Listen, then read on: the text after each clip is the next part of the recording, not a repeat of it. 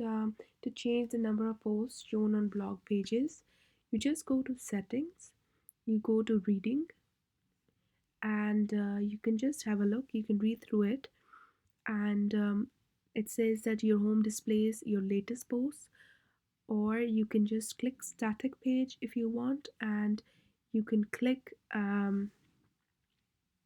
anything from there, and you can click I'll click your latest post, which should be shown on the home page. And then it says that blog pages show at most one post or two posts, how many posts you want to show per page. um, and then you can just have a look, read through it, and you can decide what you want for your post. So I can fix to, for example, 6 posts per page. I can fix to 1 post per page, whatever I want for my blog. So you can just save the changes at the end.